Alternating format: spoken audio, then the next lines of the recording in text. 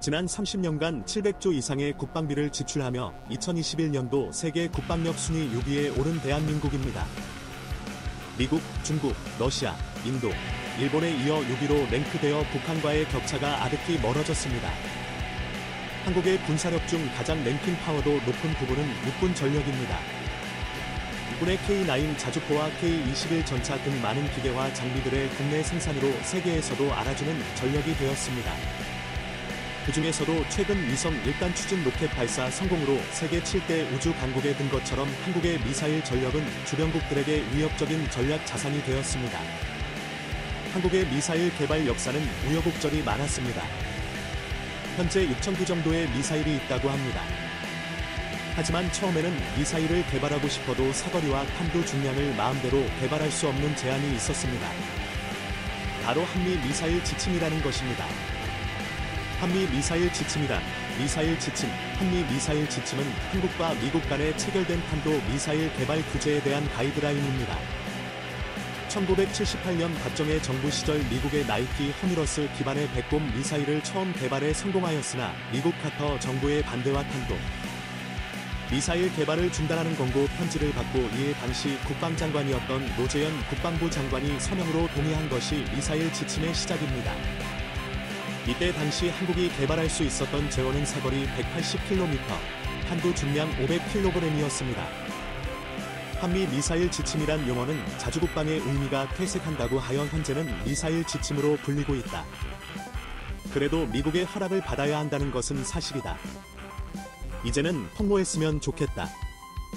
1차 개정 1999년 김대중 대통령이 미국에 방문하였을 때 미국의 미사일의 사거리를 500km로 늘려달라고 주장하였으나 당시 클린턴 미 대통령은 너무 과분하다면서 300km로 제한하여 180km에서 300km로 사거리가 늘어나게 됩니다. 사거리 300km, 탄도 중량 500kg, 군사용 탄도 미사일은 영구, 개발만 사거리, 중량 무제한, 생산은 제한. 민간용 우주 발사체는 영구, 개발과 생산까지도 사거리, 중량 무제한. 이때 당시 이미 사거리 900km 과학로켓 2호의 발사를 성공하였다. 2차 개정 2012년 이명박 대통령의 방미중 허락 오바마 대통령과 사거리 800km에 대한 건의를 하고 수락을 하면서 사거리가 늘어나게 됩니다. 그리고 사거리 300km의 탄도미사일의 경우 기존의 4배인 최대 2톤까지 탄도 중량을 늘릴 수 있게 되었습니다. 사거리 800km, 탄도 중량 500kg, 사거리 500km, 탄도 중량 1톤, 사거리 300km, 탄도 중량 2톤. 2015년 국방과학연구소는 사거리 500km, 탄도 중량 톤의 현무-2 미사일 시험 발사에 성공합니다. 3차 개정 2017년 9월 문재인 대통령이 트럼프 대통령과의 통화에서 대한민국에서 개발하는 미사일의 탄도 중량 제한을 없애기로 합의하면서 사거리 800km를 초과하는 고체 로켓 개발에 대한 제한만 남게 되었다. 사거리 800km, 탄도 중량 무제한. 4차 개정 2020년 우주 발사체에 대한 고체 연료 사용 제한 해제. 이 개정으로 민간 발사체에 대한 모든 제한이 없어진 상태입니다. 한국의 미사일 보유 수량 및 종류. 한국의 미사일 보유 수량은 6,000기 정도로 알려졌습니다. 정확한 숫자는 아니지만 이 정도 숫자면 인접국인 북한, 일본, 중국의 주요 목표 지점을 초토화시킬 정도의 수량이라고 합니다. 미사일은 보통 탄도미사일과 순항미사일로 구분합니다. 한국의 미사일 이름은 보통 현무 시리즈라고 불립니다. 현무-1, 현무-2, 현무-4는 탄도미사일이며 현무-3 시리즈는 순항미사일입니다. 현무-1는 한국군 최초로 실전 배치된 탄도 미사일로 1986년 전력화되었지만 현재는 전량 퇴역했습니다.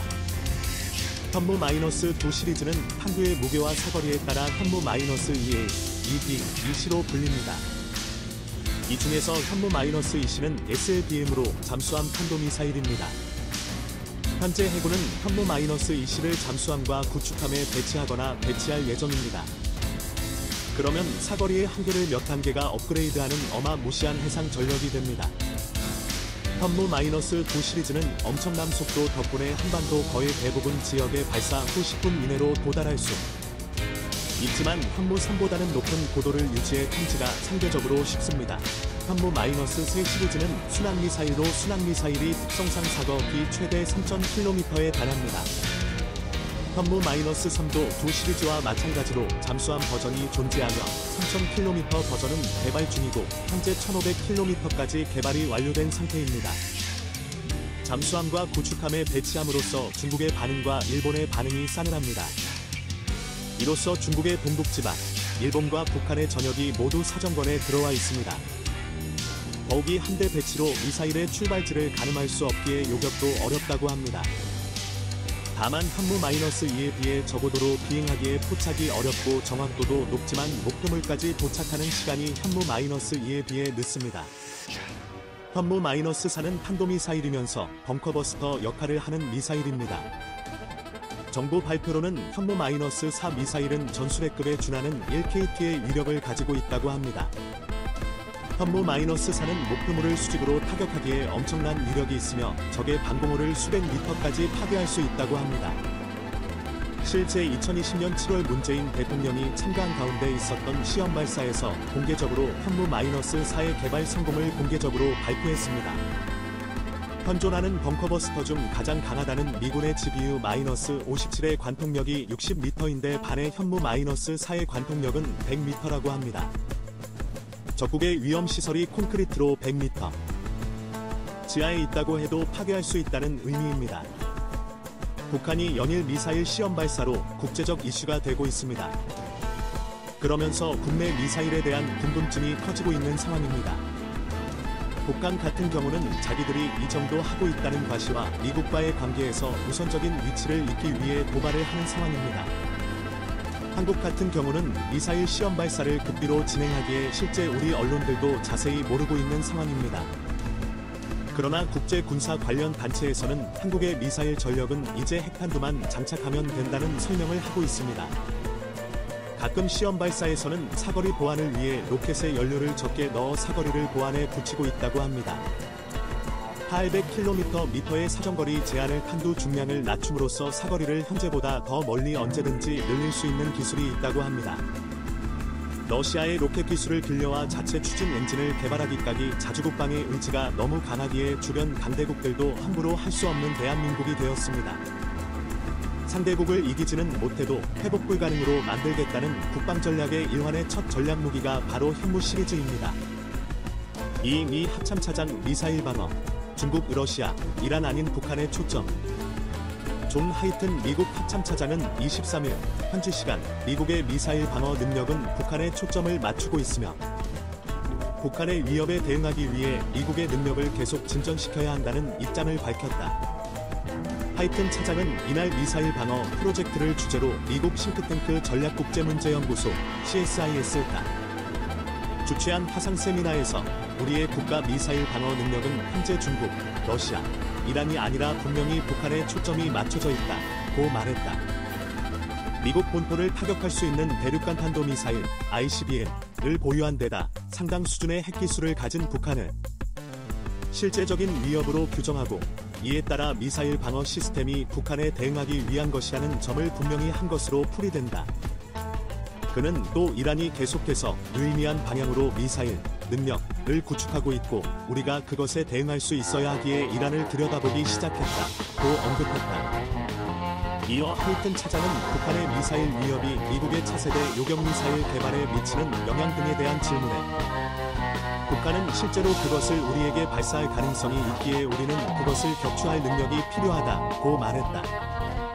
그는 북미 간 긴장이 높았던 2017년을 거론하면서 당시를 직접 겪은 누구든 김정은과 북한이 미국에 대한 진호와 함께 핵탄두로 무장했을 수 있는 탄도미사일을 실제 사용할 가능성이 있었다는 사실을 의심한 사람이 있을지 묻고 싶다고 했다.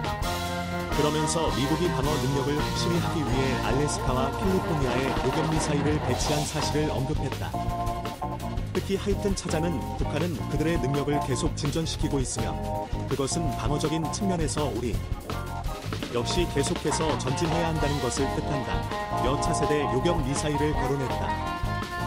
그는 우리는 앞으로 나아가면서 북한이 미국을 효과적으로 공격할 수 있는 능력에 대해 확신을 가지고 부정할 수 있는 능력을 유지해야 한다고 강조했다. 또 차세대 요격미사일이 적절한 시기에 한 요격미사일을 대체하면 대북 억지는 효과적으로 될 것이라며 북한이 어떤 변화를 만들든지 간에 우리가 그들을 앞서 있기에 그것들이 더는 효과가 없다는 것을 깨닫게 될 것이라고 말했다. 그는 한쪽이 움직이고 다른 한쪽도 움직이는 것인데 목표는 우리가 적의 앞에 있는 것이라며 그것이 진정한 차세대 요격미사일이라고 했다. 다만 그는 우리가 그 과정을 거치는 동안 비용에 대한 문제가 어렵기 때문에 몇 가지 도전에 직면할 것이라고 지적했다.